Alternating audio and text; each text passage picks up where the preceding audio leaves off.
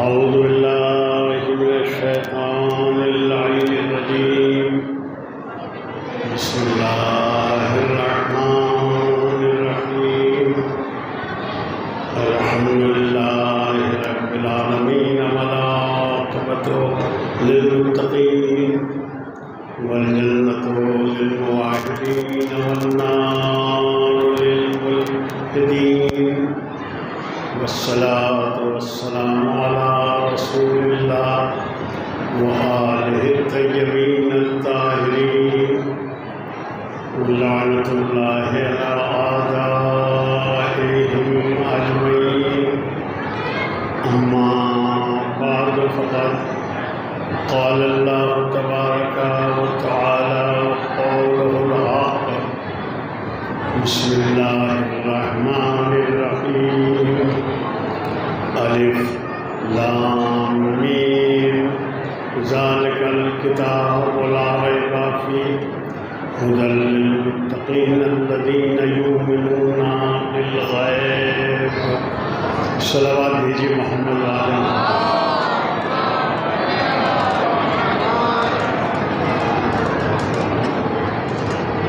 इस सिलसिले में अली शहदा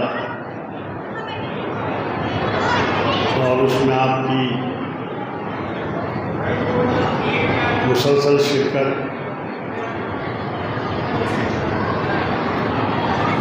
आपके जज्बा ईमानी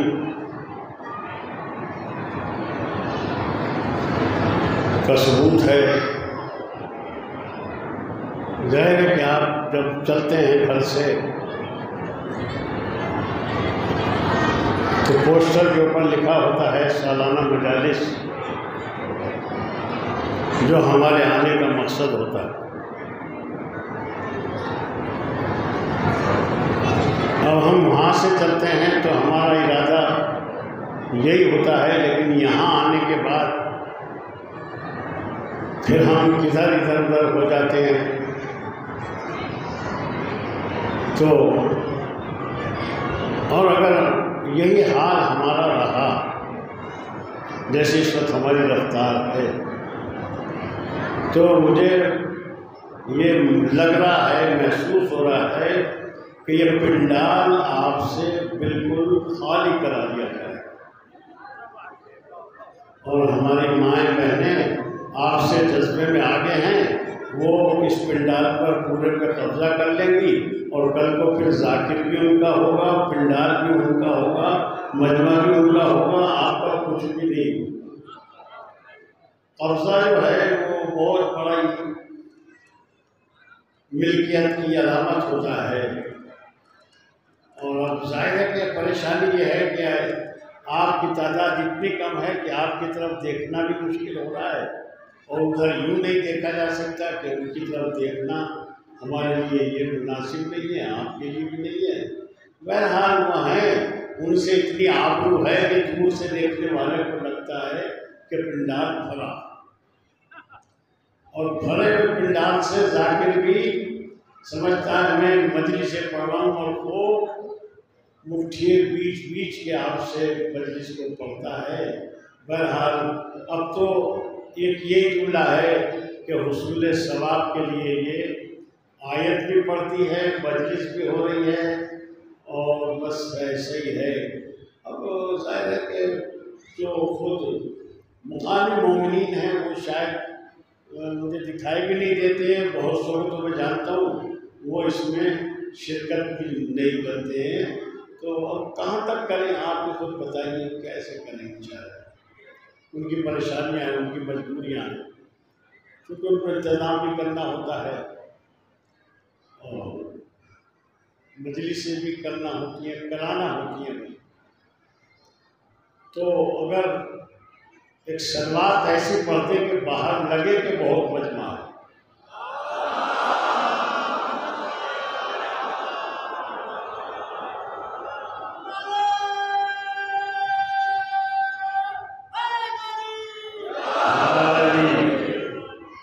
चलिए। तो मैंने देखिए एक आयत पढ़ी है और बहुत थोड़े वक्त के लिए है, चूँकि हमें वक्त का पाबंद बनाया जाता है, वक्त दिया जाता है कि आपको इतनी देर पढ़ना है। अब अगर लिहाज मुरवत 5 मिनट आगे जाएं तो कोई बात भी नहीं होती है, लेकिन हमें वक्त दिया जाता है और जो वक्त देते वो बहुत अजीब अंदाज में देखते हो, और अगर आप वो देख रहे हो तो आपके लिए भी परेशानी हो जाएगी। उनकी इस वक्त सारी तवज्जो मेरी तरफ है, मुझे देख रहे हैं, जबकि अभी मैंने सुना है। तो अभी चले जाएंगे, थोड़ी देर में फिर आ जाएंगे। एक सैयद मोहम्मद वाले मोहम्मद।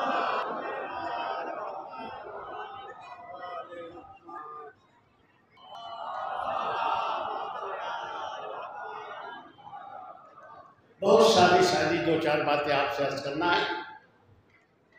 अब मैं जाहिर है कि अब चीखने चिल्लाने के तो उम्र में भी नहीं हूँ कि मैं चीखूँ चिल्लाऊँ, तो और इतना मजमा भी नहीं है कि चीखा जाए। तो आपको अलबत्ता बेदार करने के लिए ये बात ज़रूरी है कि मैंने कुरान मजीद की वो आयत पढ़ी है जहाँ से कुरान शुरू होता है,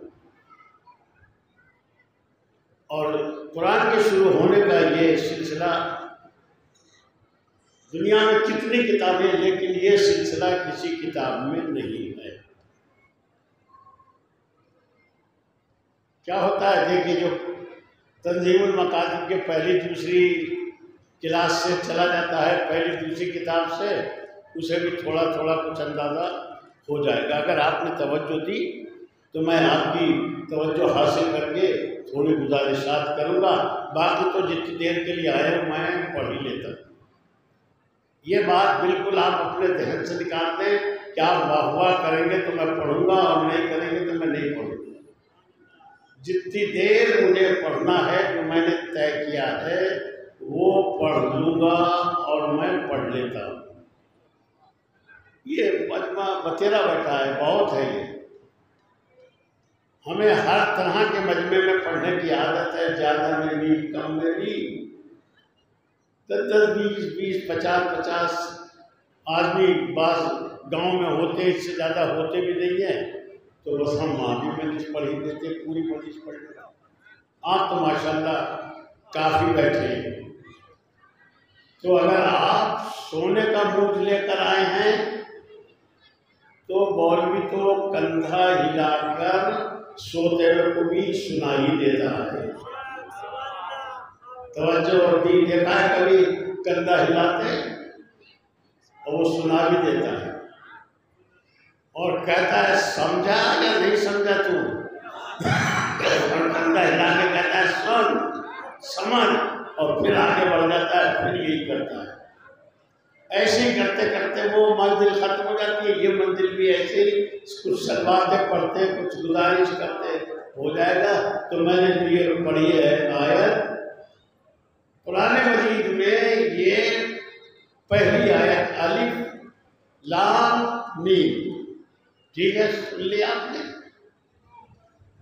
ये आयत का मतलब क्या होता है? आयत का मतलब होता है कि एक बात पूरी हो गई, यानी एक मतलब पूरा हो गया। और जब आप कुरान खोलेंगे तो देखेंगे, अभी तो इधर देखिए, जब कुरान खोले तो कुरान को देखना, जब खोलेंगे तो आप देखेंगे अलिफ लाम मीम, उसके बाद एक दायरे बने होते गोल गोल। देखिए कुरान में दायरे गोल गोल, उसे क्या कहते हैं हम? आयत। वो दायरा होता है, आयत नहीं होती, वो अलामत होती है। ये आयत जो होती है, इसका मतलब होता है कि एक बात पूरी हो गई, कुरान ने एक मतलब पूरा कर दिया, एक बात आपको पहुंचा दी। अब आपको पहुंची कि नहीं पहुंची? कुरान तो कह रहा है कि हमने एक बात अलिफ लाम मीम कह के पूरी बात पहुंचा दी। पहुंच गई आप तक या नहीं पहुंची? नहीं पहुंची तो सलवात पढ़ते हैं।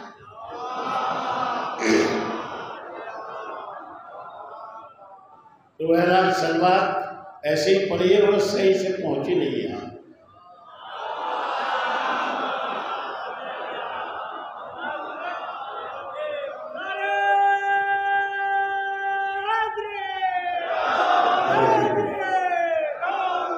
ये साफ नहीं लाया हूँ मैं, कभी आप समझ रहे हो ये यहीं के हैं। तो मैं ये कह रहा हूँ कि थोड़ा ऐसे ही करते करते मजलिस खत्म हो जाएगी। देखिए कभी तो जाकिर फंसता है, कभी मजमा फंसता है, कभी दोनों फंस जाते हैं। आज दोनों फंस गए, तो अब निकलने का रास्ता तो सबको याद होता है। अलिफ लाम मीम ये एक आयत है, पूरी एक बात कह दी गई। कुरान की एक आयत का बड़ा मतलब होता है, बड़ी अहमियत होती है, कुरान में है वो। और उसके आगे इरशाद होता है ज़ालिकल किताबु ला रैब फीह, ये किताब है जिसमें शक नहीं। आपको है, आपको भी नहीं है, किसी को भी नहीं है, किसी मुसलमान भी नहीं है इसमें शुबा। एक हुआ था उसका खराब सुनाने को हो गया था, अब वो ये समझ रहा था पत्नी चिर क्या कर डालना। अब कुरान ने उसे ऐसा कर दिया है कि जैसे अब रहेंगे लश्कर ने हाथी भेजे थे ना, काहे के लिए भेजे थे? ढाने के लिए खाने काबा को अल्लाह ने इतनी सी अबाबील भेज दी, छोटे छोटे परिंदे, उन्होंने उसे कास्बी माकूल कर दिया। अब ये भी कास्बी माकूल होने वाला है। मैं तो उसका नाम भी नहीं लेना चाहता, कोई फायदा नहीं है उससे, लेकिन उसने पता नहीं क्या समझा था, क्या हुआ, क्या कहने कुरान तेरी शान। अब ये हुआ कि ये कुरान में एक जगह नहीं है कि साहब ये इस जगह आ गया है तो ये इत्तेफाक था, एक जगह तो चलो फाउल हो जाता है, हालांकि कुरान फाउल नहीं होता है, लेकिन मान लें कि चलो एक जगह आ जाता तो ये हो जाता। सुन रहे हैं? देखिए सुननी पड़ेगी, मजलिस वैसे नहीं होगी खाली आपको थोड़ी बहुत देर के बाद नारे वारे लगवा दिए जाए। ऐसा तो मुझसे पढ़नी नहीं आती, मैं पढ़ नहीं पाता, आपकी परेशानी नहीं है, मैं नहीं पढ़ पाता। जब आपको बात बताऊंगा, बात अगर आपने सुन ली वो आप तक पहुंच गई तो मैं यही सब कुछ। कुरान मजीद में कितने सूरे हैं? अरे तंजीम के मकसद का धारावा भी बता देगा कितने हैं भाई?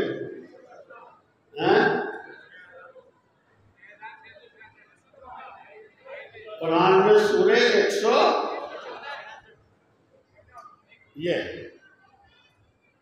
और कुरान के 23 सूरे ऐसे हैं जिनके शुरू में इसी तरह के ये हुरूफ आए हैं। अलिफ लाम मीम, अलिफ लाम रा, काफ हा या ऐन, स्वाद ज़िक्र रहमत रब्बिका अब्दहु ज़करिया, और नून वल कलम, हाम मीम ऐन सीन काफ। ये कितनी जगह है? कितनी जगह है? मैंने बताया ना कि भाई आपको 29 सूरे हैं। 29 सूरों में से 4 मुकाम को छोड़कर अब कितने बचे? अरे भाई अब तो इतना तो यार 25 या 24 देखो, कुरान में तो 24 बचे। 24 सूरे ऐसे हैं जिसके फौरन बाद अजमत कुरान की बात की गई है। अब समझ में आ रहा है यहाँ पे कुछ? जहां भी है अजमत कुरान की गुफ्तगू है, अजमत कुरान की बात की गई है। इसका मतलब यह है कुरान का इससे कोई खास रब्त है, ज्यादा हम इसे नजरअंदाज भी नहीं कर सकते, ये भी नहीं कर सकते बस पता नहीं क्या हो गया और हो जाता है। ये तो हर किताब में हो जाता है, कुछ ना कुछ तो हो ही जाता है। वो जहां हो जाता है वो कलाम खुदा नहीं होता है। कलाम खुदा में कोई गुंजाइश इस बात की नहीं है कि एक जेर जबर भी इधर से उधर हो जाए। अब मैं आपको ऐसा एक मुकाम बताता हूँ, इस मौका बताता हूँ कि जहां हमारे जैसे लोगों से ये ऐसा होता है। अरबी अदब का एक बहुत बड़ा स्कॉलर जिसका नाम असमई है। क्या है? असमई नाम था उसका। आपका भी कुछ ना कुछ नाम है, उसका यही नाम था। आपका क्या नाम है? क्या नाम है आपका? हैं? सुहैल, इनका सुहैल है, ऐसे उसका क्या था वो तो याद ही नहीं है। अभी बताया था ना मैंने। हाँ, ये घर जाके कैसे याद रहेगा भाई? इस पे बयान है, टिका हुआ है। अस्मई उसका नाम था, अरबी का बहुत बड़ा स्कॉलर, बहुत। तो अब ये वाली बात यहाँ रोक के इसको सुनेंगे तो ठीक है ना। ये याद तो नहीं रही, तो जैसे अभी अभी नहीं रही तो वो भी याद नहीं रही, तो कुछ भी समझ में नहीं आएगा। और आप मेरी मजलिस भी जोड़ लोगे, उनकी भी सुनी थी।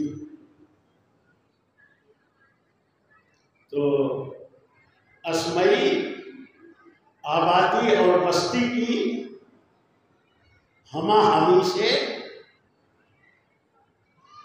घबरा गया और ये सोचा चलो भाई कहीं टहलने चलते, कहीं जाते, घूम जाए कहीं से। जैसे बहुत से लोग बघरे भी आएंगे, चलो यार घर क्या कर रहे हो, बघरे चलो। ऐसे ही उसने कहा वहां चलो घूम आए।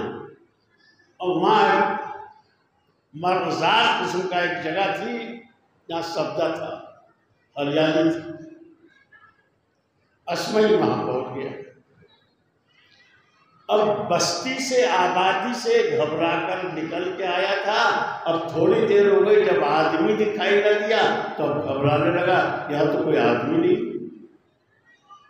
आदमी ऐसा है नहीं कि वो तन्हा रह सके, उसे चाहिए कि किसी के साथ रहे। चला, इधर घूमा उधर घूमा, इधर देखा उधर देखा, उसे तो कोई दिखाई नहीं दिया। थोड़ी दूर में चल के उसने बुजुर्ग को, बूढ़े को, और अरबी में कहें तो शेख को देखा, दिखाई दिया तो इसको जान में जान आई कि एक आदमी को देखा। दुआ सलाम के बाद बैठ गए। सलाम अलैकुम सलाम, कौन का? मैं। आप कौन का? मैं फला। और ये बात के बाद अस्मई को लगा के बूढ़ा जो है वो साहिब ज़ौक़ है, बुढ़ा है, खाए खेला है। तो अस्मई ने उनसे कहा बड़े मियाँ से, अगर कुछ ज़ौक़ हो तो मैं भी कुछ सुनाऊं। शायर था ना, शायर को अगर कोई हाथ में हंसते लग जाए तो फिर बगैर सुना थोड़े जाने देता है। आप कभी फंसे शायर के साथ? अभी अभी कहें, ताजे कहें, चाहे 15 दिन पहले वही सुनाए थे, बस अभी अभी आए और अभी अभी कहें। ये खास बात होती है हमारे शायर भाइयों की। अभी अभी हुए, बस आ रहा था रास्ते में और बस में ये 4 शेर हो गए। अस्मई ने कहा कि मैं सुनाऊं आपको कुछ, ये गौर कीजिएगा। उसने कहा सुनाओ। उसने अपना शेर सुनाना शुरू किया तो देखिए उस बुजुर्ग को देखिए, बूढ़े को देखिए। उसने कहा जनाब अगर आप सुना ही रहे हैं तो अपना तुम्हारा कलाम सुनने से क्या फायदा, सुनाना है तो कुछ अल्लाह का कलाम सुनाओ। वही करो मत वाह या करो तो डट के करो, करो तो डट के करो। नहीं बस इतनी सी वाह थी, बहुत बड़ी बात थी ये। सलवाती भेज दो भाई।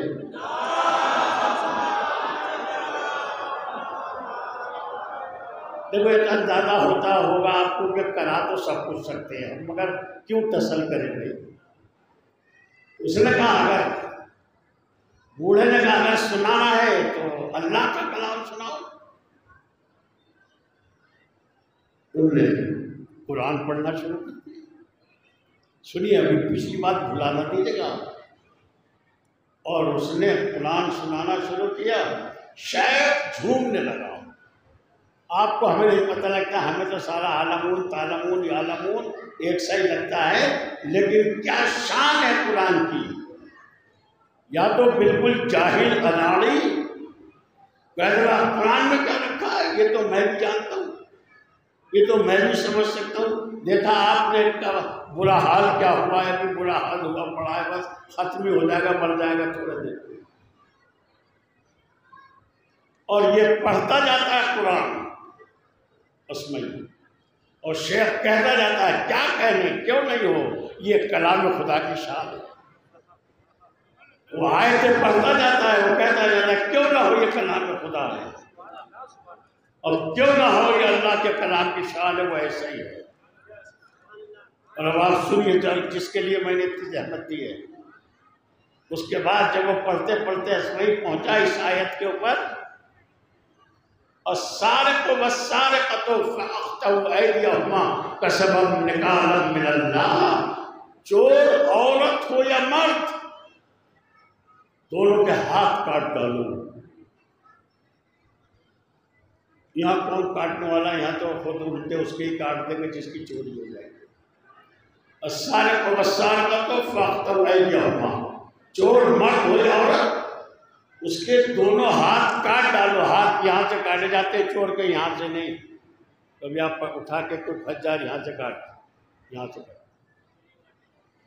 क्यों? ताकि ये हिस्सा सजदे के लिए है। आज़ाए सजदा में से कोई कमी ना होनी चाहिए, आज़ाए सजदा बाकी रह जाना चाहिए।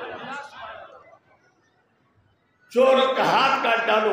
वक्त तो वह क्या हुआ, कसबम निकालम मिनल्लाह, ये कोई सजा नहीं है, ये उनके किए हुए की सजा है, जो उन्होंने किया है उसे भरेंगे। ये जबर नहीं है, जाती नहीं है। हो गई आयत पढ़ता रहा, उनका क्या कहने, क्यों ना हो, वो साहिब इख्तियार इक़्तिदार है खुदा। वो शेख कहता रहा, और जब असमई ने कहा अस्सारिक़ वस्सारिक़ निकालम मिनल्लाह वल्लाहु गफूरुर रहीम, शेख ने सर उठाया, कहाँ है, क्या कहा तुमने?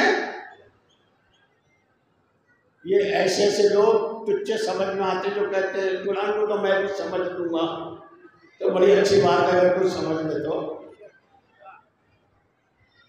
लेकिन कुरान के मुकाबले पे आके कुरान समझ लेंगे, किसी के बस की बात नहीं है। उन्होंने कहा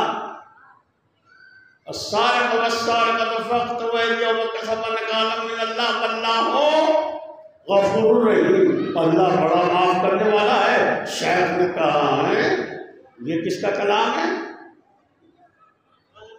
तो अल्लाह का कलाम, ये अल्लाह का नहीं हो सकता। आपको कैसा लग रहा है, हो सकता है या नहीं हो सकता? नहीं हो सकता या हो सकता है, कुछ तो कहो। उसने कहा कि अल्लाह का कलाम नहीं, में अब तक जो पढ़ रहा है तो वो कलाम खुदा था, और अब तो ये तुमने कहा है ये कलाम खुदा है। अब असमई का भी सर घूमा, वो भी बड़ा अदीब था, बहुत बड़ी हैसियत का आदमी था। उसने एक मरतबा अपने जहन को गर्दिश दी कि मुझसे गलती हुई कहाँ, मुझसे हुआ क्या ये जो ये अब तक तारीफ करते करते और अब ये कहने लगा एक मरतबा कि ये कलाम खुदा नहीं है। मैंने यही तो कहा है वल्लाहु गफूरुर रहीम, तो उन्होंने कहा अल्लाह का कलाम नहीं। फौरन असमई ने अपने लैन को हासिल किया, जोड़ा, रात और कहा कि नहीं वल्लाहु अजीजुन हकीम, अल्लाह साहिब गलबा और हिम्मत वाला है। उन्होंने कहा ये कलाम खुदा है, ये है कलाम खुदा। तो आपको कैसा लगा? आपको लगा ये वो नहीं था और ये है? क्या कुरान में गफूर रहीम नहीं आया? आया, मगर यहाँ नहीं आया, और यहाँ मुनासिब भी नहीं था, क्योंकि यहाँ चोर को हाथ काटने की सजा थी। सजा में गफूर रहीम कैसा अजीजुल हकीम साहिब गलबा और कुदरत वाला है, वो जो चाहे सजा दे सकता है। सलाम भेजने मोहम्मद वाले मोहम्मद।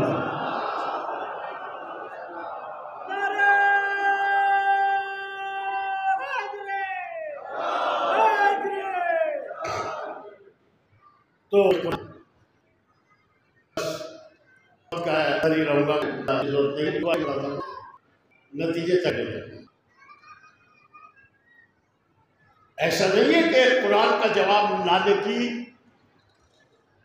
अरबों ने कोशिश नहीं की, बहुत कोशिश की, मिलता है। और ऐसे हो सकते कोशिश करते, अगर जवाब लाते, दंगे करते, दंगे की जवाब ले, जब कोई हम थोड़े कितने गए, बनी उमैया के घरों में सफर मातम बिछ गई एक एक जंग में, मगर जवाब नहीं ला सके और जंग की। कुरान ऐसे इतना आसान, तो इतना है कि जो इसकी तरफ को बढ़ता है वो उसे खींच लेता है या अपनी तरफ अरबों ने किए, सब किया, जवाब की कोशिश भी की, तारीफ ये तो मिला, मगर कोई जवाब लाने की कोशिश की, तो जवाब बताता जरा सी बात बताता सुना। वहां भी एक बहुत बड़ा अरबी अदब का बहुत बड़ा माहिर बूढ़ा शेख, 100 साल से भी ज्यादा का, उसकी बात आखिरी बात समझी जाती थी। और अरब में जैसे हमारे यहाँ पहलवान पाले जाते थे पहले जिम्मेदारों के यहाँ, ऐसे अरबों में ये पाले जाते थे अरबी अदब। लोग उसके पास आए बड़े मियाँ के पास, और आने के बाद कहा जनाब इतने दिन से खा रहे हो और खिला रहे हैं तुम्हें अच्छे अच्छे मुर्गे बकरे अंडे, और तुम्हें ऊँट के ऊँट तुम हजम कर गए, और तुमसे अभी तक कोई काम तो हमने लिया नहीं है, मगर इस बताओ इस वक्त ये कौम पूरी मुसीबत में मुब्तला है, तुम्हें नहीं दिखाई देता कुछ आवाज़ें आती कि आज ये आयत आ गई, आज वो आयत आ गई, अरे कोई जवाब लाओ,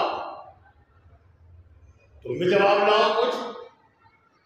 अब वो ये कैसे कह देता मेरे बस की तो बात नहीं है, ये तो बड़ा ऊंचा कलाम है, इसका कैसे जवाब आ जाएगा, तो फिर भाई ईमान ले आओ, अगर नहीं है तो ये भी नहीं कर सकता था।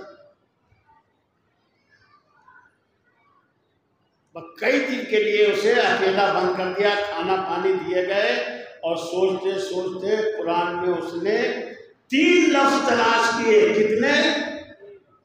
3। और कहा कि ये हमारे एतबार से फसीह नहीं है, हम नहीं बोलते अहले अरब, हम अहले ज़बान हैं, हम नहीं बोलते, और ये कुरान ने इस्तेमाल किए, लिहाजा कुरान दर्जा फसाहत से गिरा हुआ है। बताओ क्या है? तो वो बताने के लिए उस बूढ़े को लेके चले और पैगंबर इस्लाम सल्लल्लाहु अलैहि वसल्लम के पास लेकर आ गए। हुजूर के नाम पे ऐसी सलवात क्या कोई बात है उम्मत में गिराओ।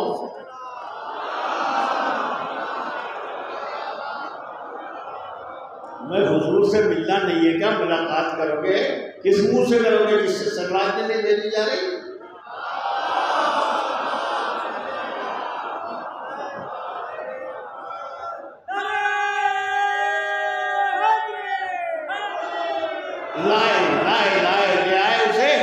पीछे पीछे लोग दाएं बाएं एक बरात से लेके आ गए, बुड्ढे नबी के पास आ गए, खड़े हो गए और कहा सरकार ये आए हैं और ये कह रहे हैं मैं जवाब लाया हूं। कहा जी जवाब लाए आप? कहा 3 लफ्ज ऐसे हैं अरब, हम लोग जो अरब हैं हम नहीं बोलते, और कुरान मजीद में वो 3 लफ्ज आए हैं और कुरान हमारी तरफ आया है, लिहाजा ये दर्जे फसाहत से गिरा हुआ है। वो 3 लफ्ज उसने बताए। हुजूर ने उस बूढ़े से कहा सुनो, सुन रहे ना, देखो सो भी जाए तो कोई गलती की बात नहीं, भाई सुबह से आप यही काम कर रहे हो, भाई तो नींद तो आ सकती है, देखो कोई बात नहीं, शिकायत नहीं है मुझे कोई, मगर यह है कि सोने वाले की तरह आगे नहीं बैठना चाहिए, वो उससे बड़ा खतरा पैदा होता है। तो कहा कि 3 लफ्ज हैं नहीं बोलते, नबी समझ गए, और समझ के वो बूढ़े से कहा, बुढ़े से, बुढ़ा देखा है कोई गाँव में?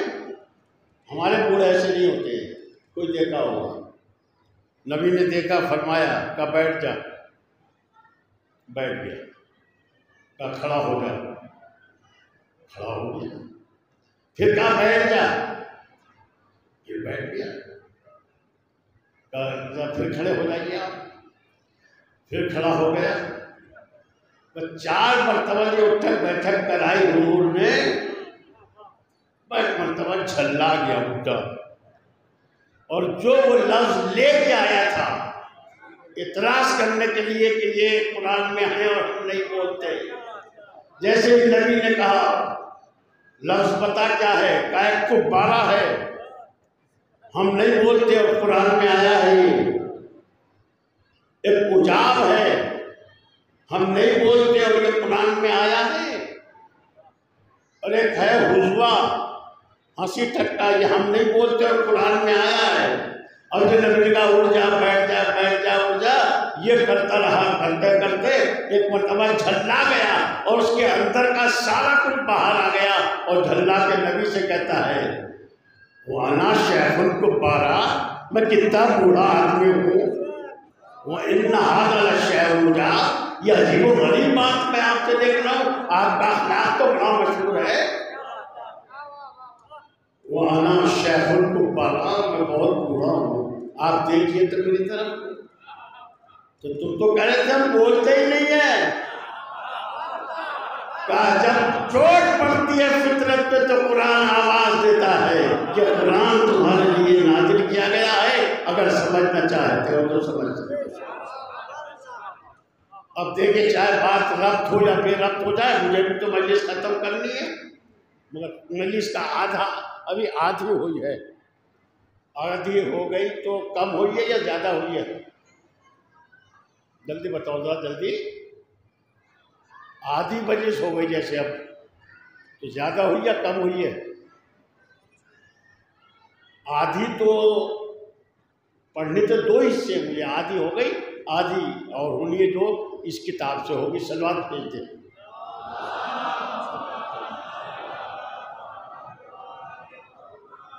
वरना बीच में रह जाएगी बात और पता नहीं चलेगा कि ये कहना क्या चाह रहे थे। ये अब पता चलेगा कि आपसे कहना मैं क्या चाह रहा था, और वो ये है कि कुरान के पास हमारी हर मुसीबत का इलाज है, कुरान के पास हमारी हर परेशानी का इलाज है, बशर्ते कि हम कुरान के पास आए। इसलिए मैं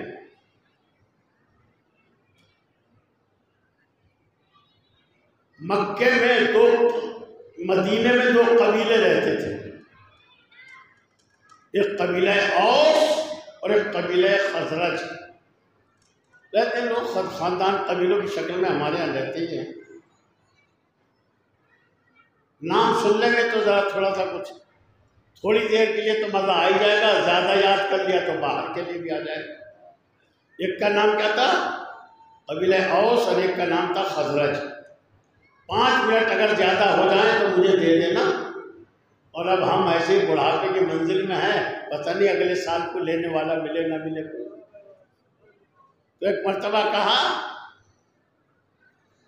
हुजूर ने, वो कबीला औस और खजरज के लोग मदीने में आए, मक्के से मदीने आए, उनमें आपस में लड़ाई चलती थी। लड़ाई जानते कैसी होती है?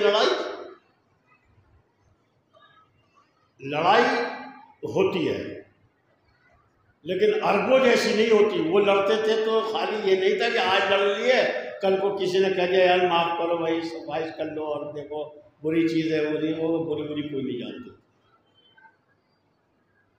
100 साल एक चीज़ पर जंग करते थे। मैं ये कुरान से इलाज बता रहा हूँ मेरे अजीजों। हमारे पास परेशानियाँ क्या हैं?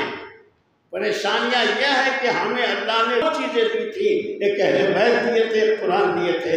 हमने दोनों से वो सलूक नहीं किया है जिसलिए अल्लाह ने वो दोनों हमें दिए थे। आए और ये सोच के आए मक्के में कि यहाँ दो कबीले बड़े बड़े रहते हैं। कुरैश का कबीला है, बड़ा थनत्तर है, बड़ी बात है उसकी। और आए जाके सईद बिन मुसय्यब के यहाँ जाके मेहमान हो गए। उसने पूछा, दो आदमी थे या तीन, चाय पानी के बाद जो भी वहाँ की रस्म होगी नाश्ते की, पूछा कैसे तशरीफ लाए। तो उन्होंने कहा देखिए ऐसे बात साफ साफ अच्छी होती है, हम दो कबीले, हम दोनों लड़ रहे, बहुत दिन हो गए और अब हम कमजोर पड़ गए तो तुम्हारे पास मदद के लिए आए। समझ रहे? देखिए बगैर संवाद के समझ नहीं पाएंगे, वरना उठ के चलते ही आ।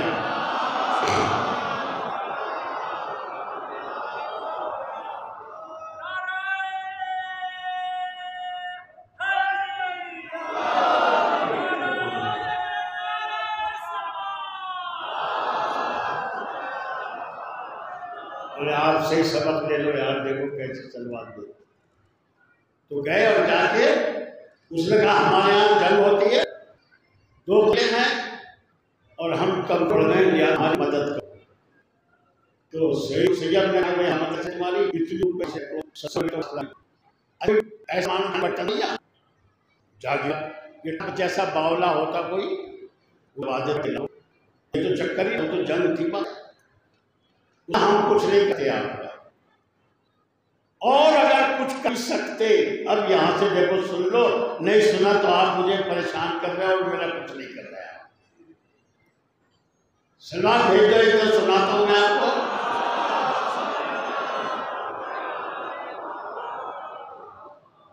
और उसने कहा कि भाई हम कुछ नहीं कर सकते और कर भी सकते तो आजकल बिल्कुल नहीं कर सकते। आजकल क्या बात है?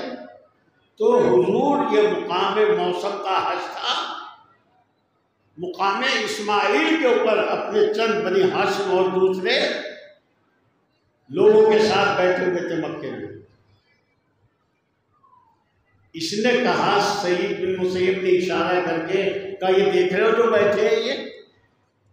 कहा क्या बात है? कहा अगर हम कुछ कर भी सकते तो इन्होंने हमारा हाल बड़ा बुरा कर दिया। क्या हो गया?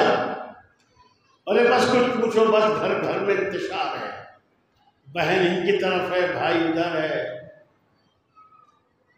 चचा इधर है, भतीजे उधर है, इख्तिलाफ पैदा हो गया है, लिहाजा हम कुछ नहीं कर सकते। तो फिर हम चले जाएं? कहा कि जाओ, फिर क्या हो सकता है। कहा लेकिन जब हम यहाँ आए तो काबे का तवाफ तो करेंगे। ये होता था। अब इनने सोचे तवाफ करेंगे तो इनकी बात सुन लेंगे, ये बात करते हुए इधर को चले गए और नबी की बात सुन ली तो ये कुछ चले जाएंगे, वापस ही नहीं आएंगे। बातें सुनने से वो मना करता है कि इनकी मत सुनो, उनकी मत सुनो, जिन्हें अपनी बातों के ऊपर पूरा यकीन नहीं होता। गए और कहा कि हम जाएंगे तो जरूर, इसलिए कि जब वापस जाएंगे और पूछेगा कोई तो हम क्या बताएंगे वहां जाके। तो उनने बहुत अक्लमंद समझ के कहा कि लो अच्छा अगर ऐसे तो जाओ, मैं मना नहीं करता, कानों में रोक लो। क्या करो? रोक लो और बस की बात मत सुन लेना, काबे का चक्कर लगा के और बस जल्दी जल्दी 7 चक्कर और जल्दी वापस आ। अब अभी एक चक्कर पूरा हुआ था तो उनके जहन में आया, यार ये भी कोई बावली बात है कि आए हैं और यहाँ से बात नहीं सुनेंगे और वहां जाके कुछ बताएंगे तो क्या बताएंगे? मैं बावलों की तरह हाँ वहां करेंगे तो क्या हो सकता है? चलो बस थोड़ा सा रुई ढीली की कान की,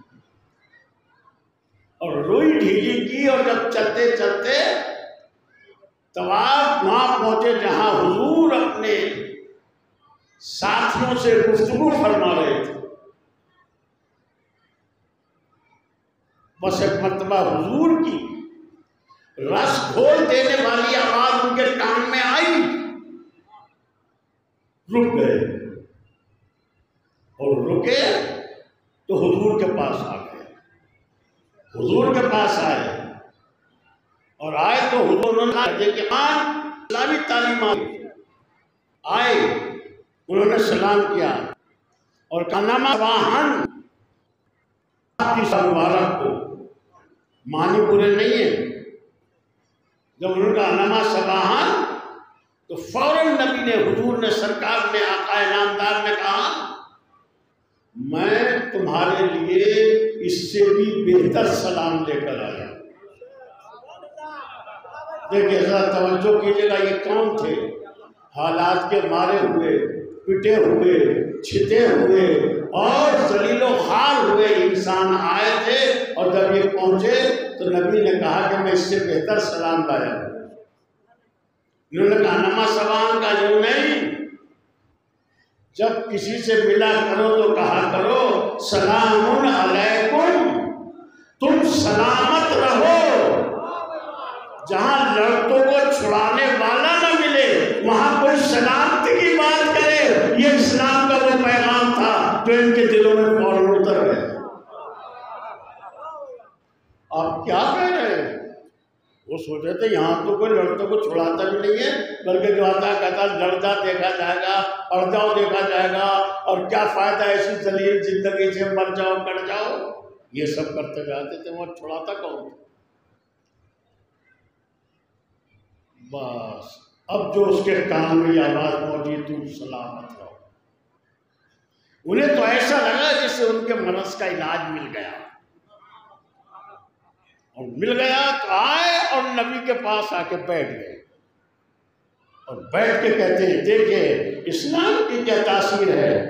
इस्लाम की वही तासीर है जो हम सबके पास होनी चाहिए।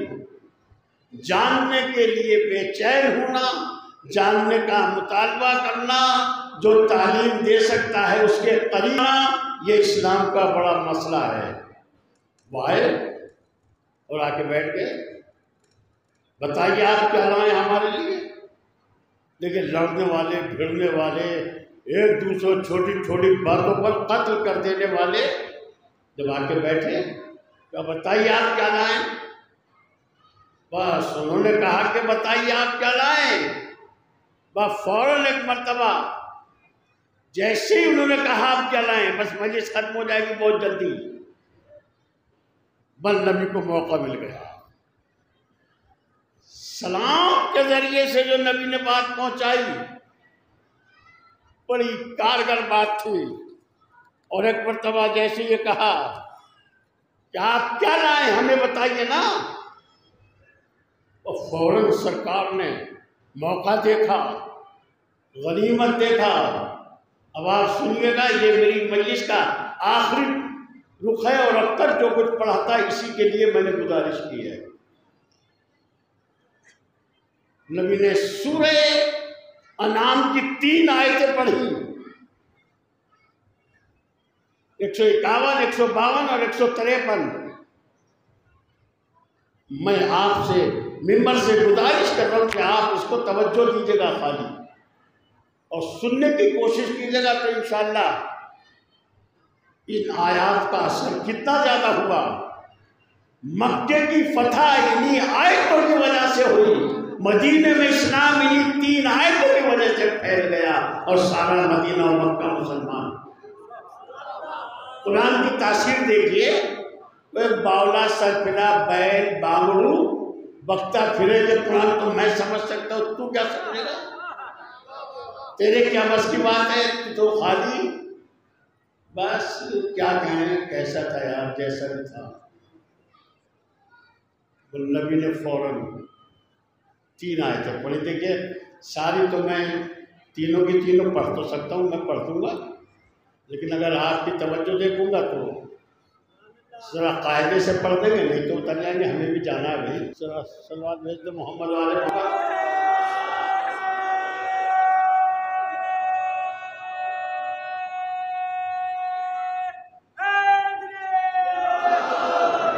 मैं पढ़ता हूँ, अगर चीज मुझे याद है मगर देख के पढ़ता हूँ ताकि सही सही पढ़ लूँ। हवाला दे दिया सूरह अनाम फौरन जैसे ही उन्होंने कहा कि हमें बताइए आप क्या लाएं। देखें, ये आज के भी मुबल्लिगीन की जिम्मेदारी है कि माशरे को वो देना चाहिए जो उनको ज़रूरत है। ज़रूरत उन्हें काहे की है, आप पहुँचा कुछ और रहे हैं। आप अपनी मजलिस चलाने और चमकाने के चक्कर में उल्टे सीधे धंधे कर रहे हैं। दलाल बिठाते, इधर बिठा जाओ तो उधर को बैठ जाओ। अरे ये क्या करेंगे बेचारे। सही सही मजलिस देखो, मेरी मजलिस नहीं चली, मुझे इसका तो पता है, लेकिन मैंने पैगाम पहुंचाने में कोई कमी नहीं की है। जब आपका और मेरा सामना अल्लाह का होकर हुआ तो मैं कह दूंगा मैंने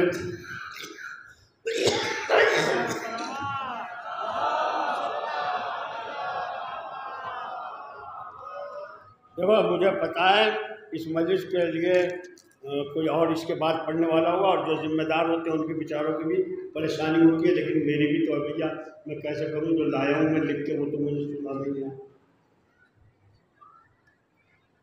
और जैसे उसने कहा बताइए आप हमारे लिए क्या लाए, एक सलाम के बाद अब मैं आपको इसमें तवज्जो दे रहा हूँ, दिला रहा हूँ। अगर आपने उस पर तवज्जो नहीं दी तो मेरा ये बात अधूरी रह जाएगी।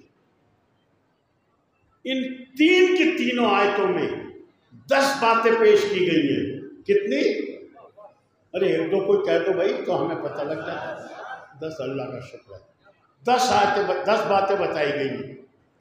10 की 10 बातों में ये कहा गया है ये न करना, ये न करना, ये न करना, ये न करना, जिसका मतलब ये है करने वाली बातों में जिन्हें हम मुस्तहब्बात कहते हैं उनसे ज्यादा अहमियत इस बात की है कि हमें हराम कामों से बचना चाहिए। ये कुरान बताता है, ये इस्लाम की बुनियाद है, ये इस्लाम का पहला नुक्ता है कि हराम कामों से बच के देखो, फिर देखो किस तरह खुशबुएं फैलती है।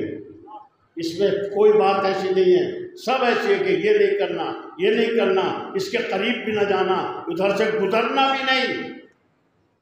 आज पहले दिन आया भी सरकार थोड़ा हल्का हाथ रख के कहिए नमाज पढ़ लिया करो, रोज़ा रख लिया करो, देखो ये कर लिया करो, वो कर लिया करो। कहा नहीं, जो कौम हराम से नहीं बच सकती वो कारे खैर करके कभी कामयाब नहीं हो सकती।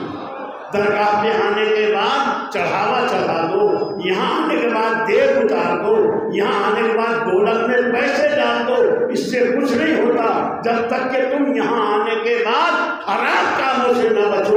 यहाँ माँ बहनें भी आई हैं, यहाँ तुम भी आए हो, जब तक इनको तरफ को तुम्हारी नजर में परहेजगारी नहीं होगी, दीदारी नहीं होगी, तुम्हारा ना आना कामयाब है, नहीं यहाँ से जाना कामयाब है। सलवार भेजते मोहम्मद वाले।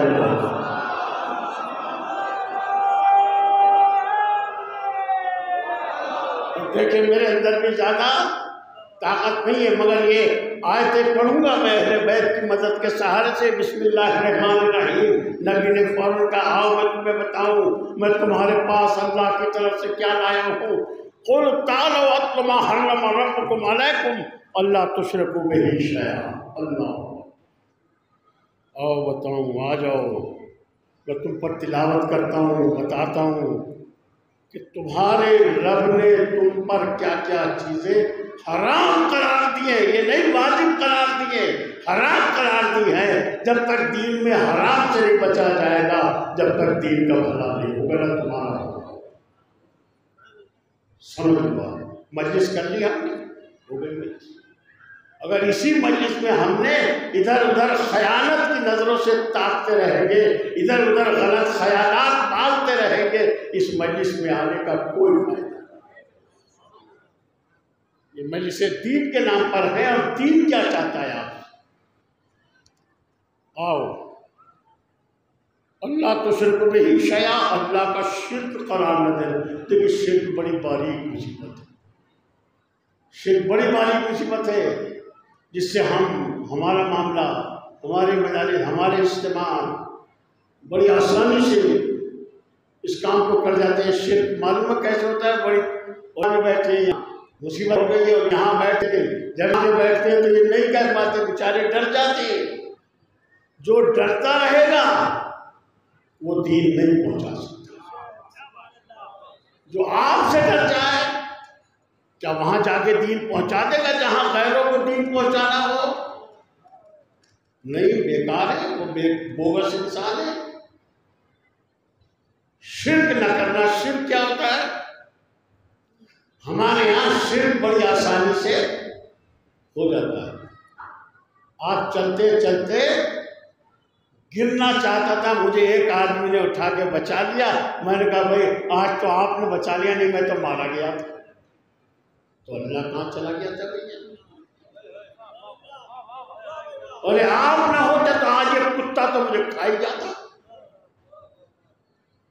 ये है दीन में गुंजाइश है इस बात की? नहीं है। चलो ये तो और बातें, और दूसरी भी बातें हैं। हम वाजिबात को छोड़ के और हराम चीजों की तरफ तवज्जो न करते हुए हम खाली उन चीजों की तरफ करते हैं जिसमें हमें कुछ करना नहीं पड़ता है। पैसे वाला है देह उतार सकता है, पैसे वाला है चढ़ावा चढ़ा सकता है, गरीब है उसे खा सकता है। लेकिन गौर तो कीजिए जो अल्लाह ने तुम्हारे ऊपर रखा है उसका क्या हो? शिर्क में ही शया, शिर्क न करना। सबसे बड़ी मुसीबत दीन में शिर्क है। जब शिर्क होता है जमीन पे सबसे बड़ा जुल्म होता है। वो बिल वालिदैन ihसाना, ये भी बहुत बड़ी बीमारी है। माँ बाप के साथ अच्छा सलूक करना। कितनी औलादें हैं जो इस वक्त बदतमीजी पे उतर आती हैं बहुत छोटी छोटी बात पर माँ बाप से, जबकि वही कुरान माँ बाप के लिए हुक्म देता है कि अगर माँ बाप बिला वजह भी तुम्हें डांटे तो वला उफ़िल लहुमा, उनके सामने उफ भी ना करना। उफ जानते हो क्या है? उफ कोई जवाब नहीं है, उफ कोई बदतमीजी नहीं है। अगर वो खींच के तमाचा मारे तो ये भी मत कहो हाय मर गया मैं, ओहो आपने तो बड़े जोर से मार दिया ना, ये नहीं कह सकते। काजी करते तो हैं लोग, करने वालों को मैं नहीं जानता, लेकिन आपको नहीं करना चाहिए, किसी को नहीं चाहिए। देखिए अब ये मेरे पास शायद अलार्म बज गया। तुझ तो पानी पिला दे आप।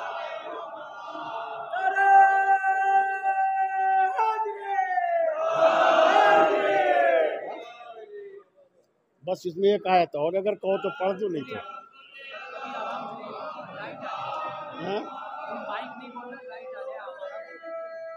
अब माइक तो नहीं बोल रहा, मैं भी ना बोलूं तो कैसे हो जाएगा? अरे 4-6 सुन लेंगे बतेरे, तो बैठा रहा मुझे।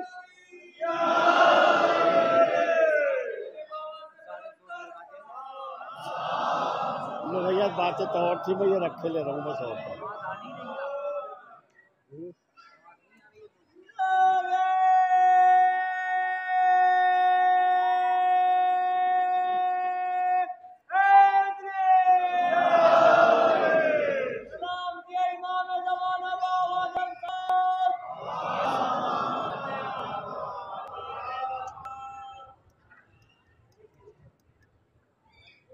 अरे भाई ये तो वक्त खराब हो रहा है। चलो ठीक, एक सलवा भेज दें।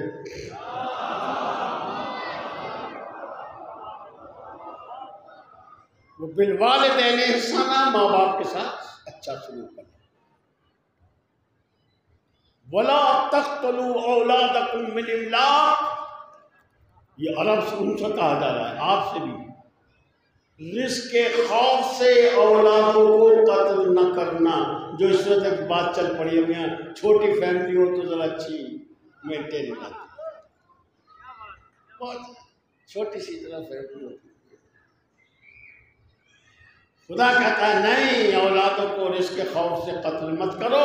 राज़िक तुम नहीं हो, राज़िक हम हैं। तुम्हें कौन देता है? हमने रोजी दी है, इनको भी हम ही देंगे जिनको तुम्हें दी।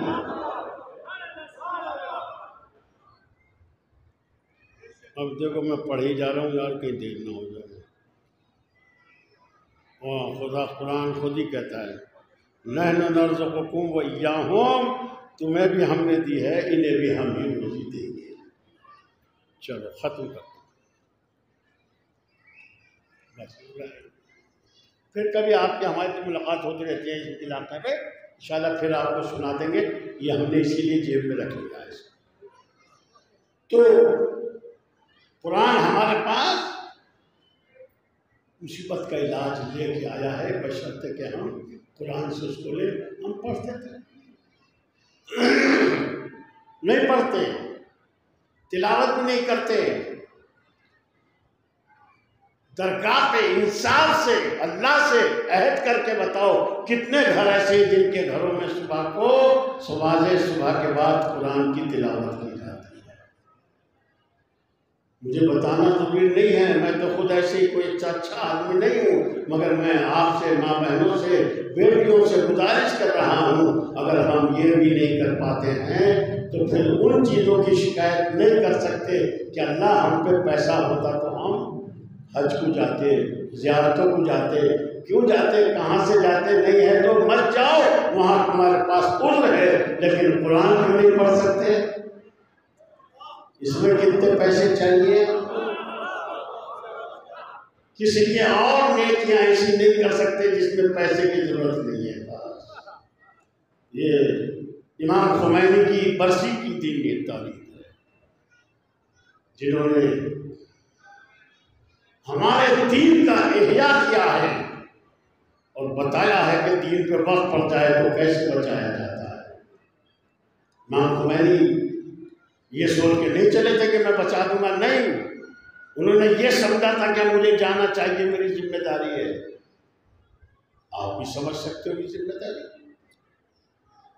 जब पूछा किसी ने कि आप करेंगे क्या, कैसे करेंगे, क्या होगा, मुझे इससे क्या होगा, मुझे वो करना चाहिए जो मेरे करने का है, मुझे अपना काम करना चाहिए ना, जो मेरी जिम्मेदारी है मुझे तो वो करनी चाहिए। चुनाचे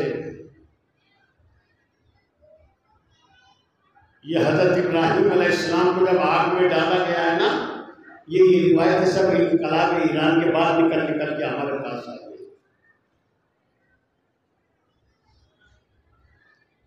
तो एक देखा छोटा सा परिंदा, इतना सा, जरा सा होते जरा से परिंदे, खुदा ये काम बड़े परिंदे से भी ले सकता था, लेकिन छोटे से लिया ताकि वो बड़े, जो गिद्धों की तरह बड़े होते हैं, जो चील कौवों की तरह बड़े होते हैं, उनका मतलब, उनका वजूद समझाया जाए क्या होता है। वो माशरे को नुकसान पहुंचाते हैं। छोटा सा एक परिंदा चला जा रहा था, किधर जिधर आग रोशन थी इब्राहिम की ओर जलाने के लिए वो जा रहा था। दूसरे चील, कौवे, गिद्ध, मोर इस टाइप के ये मिले निखट्टू लोग। कहाँ जा रहे हो? का देखते नहीं है कि इब्राहिम को जलाने की कोशिश की जा रही है, खलील खुदा है। तो तुम क्या करोगे? का मेरी चोंच में पानी है, मैं इसे डालूंगा जाके, का इससे क्या हो जाएगा? का कुछ भी ना हो, पूरी आएगी, बस रब्बी करना पड़े, अपनी जिम्मेदारी अदा कर, अपना फरीद अदा करने की कोशिश। मैं ज़्यादा इसलिए नहीं कह रहा हूँ, मैं भी कोई आदमी नहीं, बस सरकार से अभी शोहदा इमाम हुसैन मदीने से निकले। क्यों निकले थे? उसी खत पर इमाम खुमैनी भी निकले। क्यों निकले थे? कि मैं दीन खुदा को बचाने जा रहा हूँ। दीन बचा जो हुसैन ने बचाया थे, नहीं बचा, बच गया। ये उसी का तुफैल है जो बैठे हो कि हुसैन ने दीन बचा के आपके हवाले कर दिया। और मदीना छोड़ दिया। ये लफ्ज़ें तो बहुत छोटी हैं कि छोड़ दिया, इतना छोटा काम थोड़ा ही था कि हुसैन ने मदीना छोड़ दिया। मदीना थोड़े छोड़ा, माँ की लहर भी तो छोड़ी, नाना का मज़ार भी तो छोड़ा,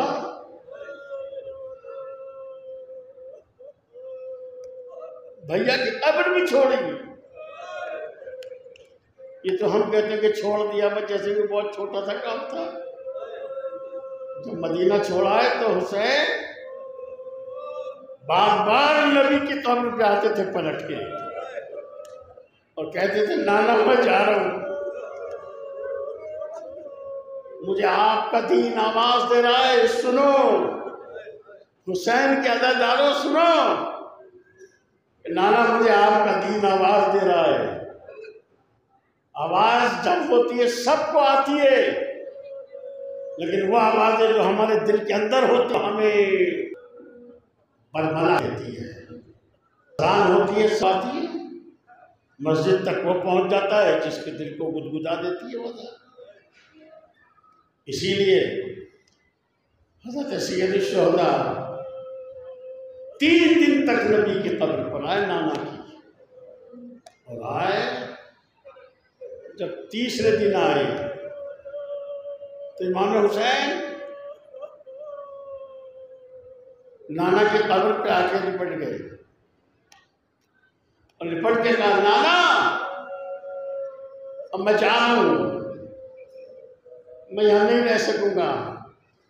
और ये कहते कहते एक मर्तबा हुसैन की आंख लग गई नाना की कब्र।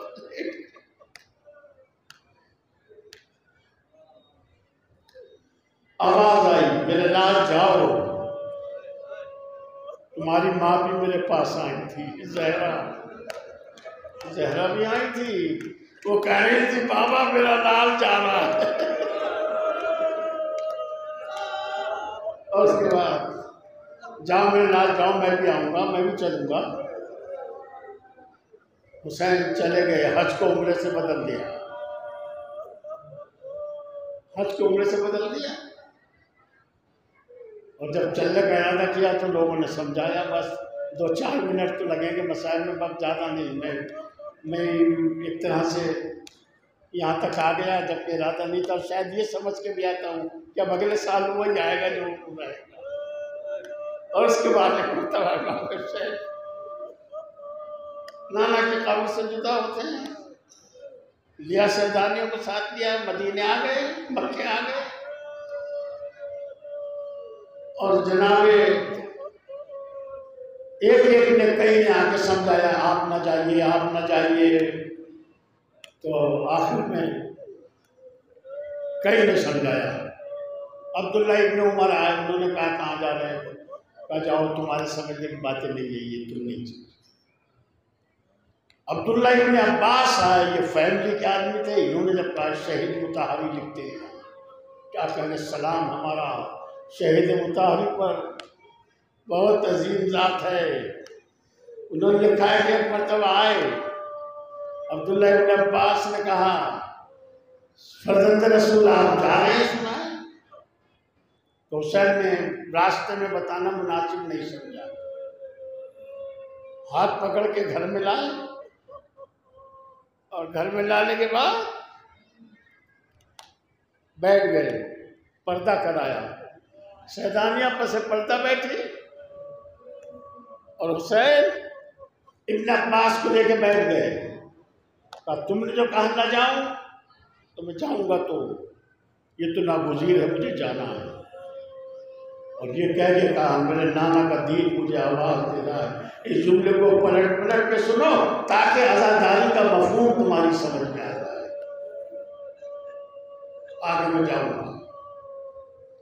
तो इब्न अब्बास ने कह दिया कि अच्छा फिर जा रहे ना, तो इन्हें सैदानियों को न ले जाइए ना, बस ये सुन्नत सैदानियों को न ले जाओ।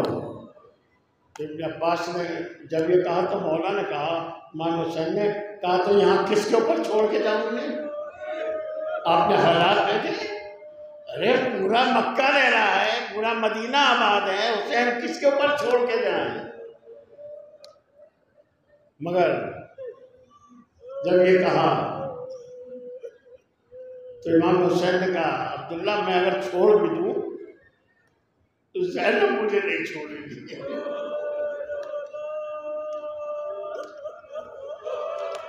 ज़ैनब मुझे नहीं छोड़ेगी। और ये आवाज़ ज़ैनब के कान में पहुंची, वहीं से ललकार के कहा ओ अब्बास के बेटे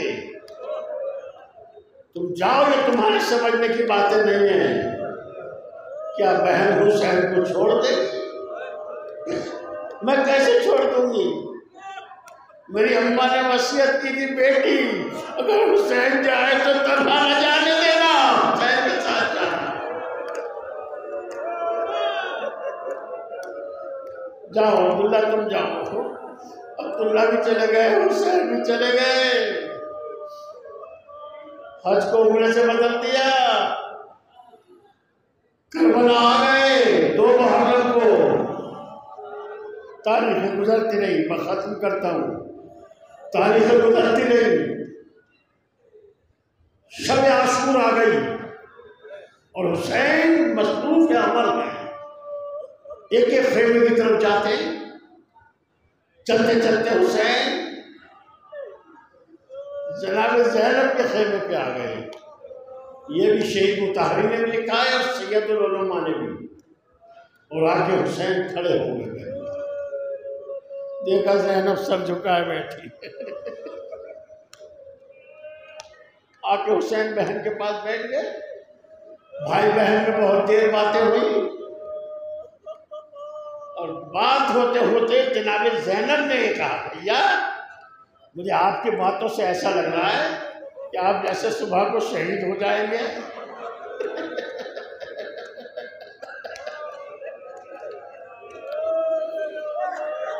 बस इमाम हुसैन ने कहा, बहन ये हो सकता है जब बाजार शहादत गर्म होगा तो तुम्हारा भाई शहीद कर दिया जाए। वो इतना सुना और ज़ैनब गश कर गए। इस तसव्वुर से जो अपने बेटे साथ लाई थी कि भैया को बचाऊंगी बेटे कुर्बान करके, उस तसव्वुर से ज़ैनब ने जब महसूस किया एक मरतबा गश खा के गिर गई, मेरा भैया भी नहीं बचेगा। हुसैन बैठ गए, मैं खत्म करता। हुसैन बैठ गए और बैठ कर जनाब ज़ैनब को होश में लाने की तदबीर की। देखिए जिसके होश ना हो उसे होश में लाने के लिए पानी बड़ा मुफीद होता है। अरे करबला में पानी कहाँ था? हो सकता है हुसैन ने आंसू छिड़क दिए हो। ज़ैनब ने आंखें खोली, बहन तो हुसैन ने देखा, कहा बहन ज़ैनब अरे तुम अगर यूं बेहोश होगी, जुमला सुन लोगे, अगर यूं बेहोश होगी तो सैयद सज्जाद के साथ कौन जाएगा? ये सैयद सज्जाद तुम्हारे बगैर नहीं जा सकेगा। बस मेरा अजीब वो ज़ैनब जो सुन के बेहोश हो जाए। फिर ज़ैनब ने लाशें भी देखे, भैया की लाश देखी, अजीजों की लाशें देखे, और जब 11 मुहर्रम को असीर होके चले तो ये ज़ैनब के लिए कोई छोटा मसला नहीं था। जो सुन के बेहोश हो जाए छोटा मसला नहीं था। नबी की तालीमात की गवाह थी। जब मरहब की बहन को लाया गया, मरहब कत्ल हो गया, तो नक्कल साहब ने लिखा है कि लेके चले। जब लेके चले तो उधर से गुजारा, मौला कायनात ने कहा बिलाल इन्हें लेके जाओ, इसको हुजूर के पास जाना, जो हुजूर करेंगे वो इसका होगा, इसलिए कि ये सरदार की बेटी है। वो उधर से गुजार दिया बिलाल ने जिधर उसके मरहब का लाशा पड़ा हुआ था। उसके चेहरे पे कर्ब आ गया, एक अजीब। और आने के बाद एक मतलब जब मौला रसूल की खिदमत में लाए गए तो देखा कि उसके चेहरे पे दर्द है। मौला ने पूछा क्या हो गया तुम्हें? बहन से उसकी, और कहा क्या तुम्हें बिलाल ने तुम्हें कोई तकलीफ पहुंचाई है? सुनो, क्या तकलीफ तो नहीं पहुंचाई, मगर ये मुझे लाया तो उधर से गुजारा जिधर मेरे भाई का लाश पड़ा था। पर रसूलुल्लाह ने डांटा और डांट के कहा बिलाल तुम इतने सख्त हो, बहन को उधर से गुजार दिया जिधर भाई का लाश पड़ा था। अरे ज़ैनब तुझको हमारा सलाम। ज़ैनब गुजर के चली गई, भैया का लाशा देखा, सैयद सज्जाद साथ थे। सहर ज़ैनब तुम्हारे बगैर न जा सकेगा सैयद सज्जाद, और और ये कह के एक मर्तबा देखा कि सैयद सज्जाद की हालत अजीब है। जनाब ज़ैनब का बेटा ये क्या हो गया, तुम्हारे चेहरे पर क्या है? कहा बोली अम्मा इन्होंने अपने नजीस लाशें तो दफन कर दिए, फातिमा का लाश बेगोरों का फन पड़ा हुआ है। कहा ज़ैनब ने सैयद सज्जाद का हाथ पकड़ा और पकड़ के कहा कि बेटा चलो अभी पहले भैया का पैगाम पहुंचा दे। मगर ज़ैनब इस मुसीबत को न भूली। जब रिहा होके मदीने पहुंची तो एक मरतबा रसूल के रोज़े पे आई और शिकायत की, नाना गम तो बहुत है मगर एक गम मुझे नहीं भूलता, और वो गम यह है कि यहाँ में जब लाए तो उधर से गुजारा जिधर मेरे भाई का लाशा पड़ा हुआ था और मुझे ऐसे लेके आ गए जैसे हुसैन मेरा भाई नहीं लगता। मैं चली आई अभी महबूब इनामत रहमत का दिल परवरदिगार ये तेरे प्यारे हुसैन के अज़ादार है। कोई गम न दे अलावा में सैयद शुहदा हुज्जत आखिर का वास्ता, नबी आखिर का वास्ता, आखिरी किताब का वास्ता, आले मोहम्मद की शहादत और सियादत शराफतों का वास्ता, तमाम मुमिनीन जहाँ कहीं आवाज़ जान माल इज्जत आबरू की हिफाजत करना। तशरीफ़ रखिए। इसके बाद मजलिस है। अब आप तो 3-4 दिन के लिए इसी काम के लिए आए हैं। ये कहना ही क्या है कितनी मजलिस है, इंशाअल्लाह खुदा कबूल फरमाए।